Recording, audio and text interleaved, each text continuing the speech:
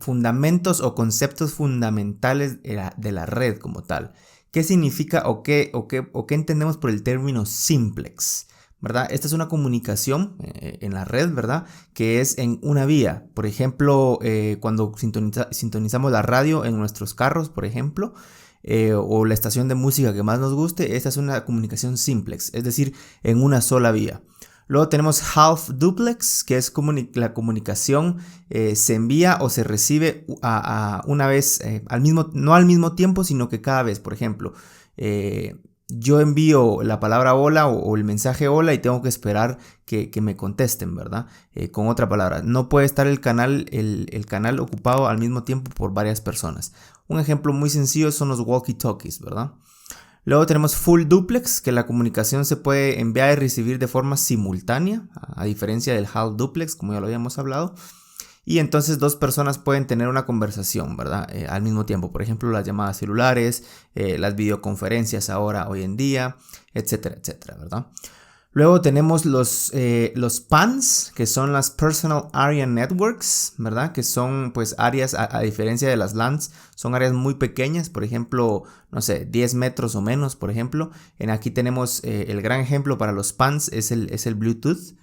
¿Cómo es que podemos hacer una Personal Area Network con Bluetooth, ¿verdad? Luego tenemos los LANs, que es Local Area Network, donde ya podemos extendernos un poquito más. Es decir, no tenemos que estar tan cerca del dispositivo como para crear una Local Area Network. Esto podría ser una oficina, podría ser una casa pues relativamente grande, podría ser algo por el estilo, ¿no?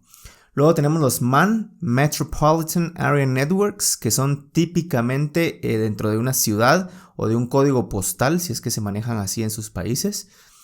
O en un campus universitario, etcétera, etcétera, ¿verdad?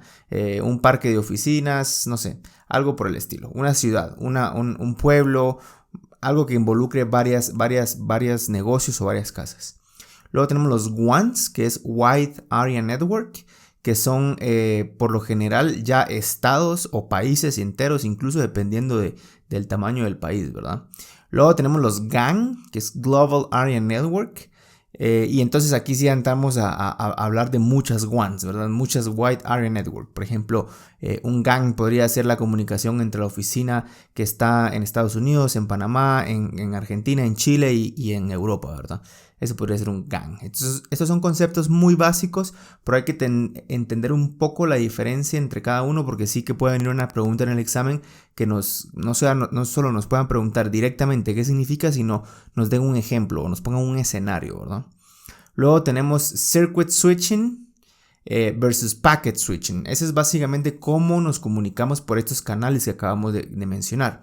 Circuit switching es cuando hay un canal dedicado o un circuito, digámoslo así, ya establecido antes de enviar los paquetes o antes de tan siquiera hablar por ejemplo, una llamada telefónica. Entonces decimos, el circuit switching lo que dicen es, vamos a utilizar este salto, y cuando hablo salto me refiero a router, a switch, a lo que sea que vaya a transmitir la información. Ya está preestablecido antes de tan siquiera enviar el primer paquete, antes de tan siquiera empezar la comunicación. Eso es circuit switching. Y luego tenemos packet switching, que a diferencia del circuit switching, este no requiere que se establezca un canal con forma anteriormente, perdón. Lo que hace aquí el packet switching es que envía los paquetes y cada vez que el paquete se vaya enviando puede tomar una ruta X, una ruta Y, cualquier ruta. La cuestión es que llegue al destinatario, eso es lo que interesa en packet switching, pero realmente qué camino tomó no interesa mucho, ¿verdad? Ahora bien, circuit switching se oye muy bien desde el punto de vista de confidencialidad porque al final ya tenemos un canal establecido, entonces podríamos controlar de forma más específica ese canal, de repente añadiendo encripción, etcétera, etcétera. Se vuelve un problema cuando lo tenemos que enviar por medio de internet, ¿verdad? Porque entonces ser dueño de todos los routers que van a atravesar internet suena un poco costoso y es cuando vienen los enlaces dedicados, ¿verdad? ¿Cómo es que nosotros tenemos tal vez una fibra oscura o una fibra óptica? De un sitio a otro tiene que ser dedicado y tenemos que controlar todos los saltos que vaya a dar el paquete para que entonces digamos, bueno, paquete cualquiera que sea, te vas a ir por esta ruta específica. A diferencia del packet switching, que es lo que utilizan muchas conexiones remotas, ¿verdad? Seguras, en este caso, por ejemplo, VPNs. Lo que dicen es, bueno, no me importa por qué camino te vayas a ir, realmente puedes irte por el camino B, C, D, Y, Z, porque al final yo no controlo el canal por el que te vas a ir, sin embargo, sí quiero que te vayas de una forma segura, etcétera, etcétera, ¿verdad? Entonces, esa es la diferencia entre Circuit Switching y Packet Switching. Y bueno, eso es todo por hoy, amigos. Espero les haya gustado y nos vemos muy pronto.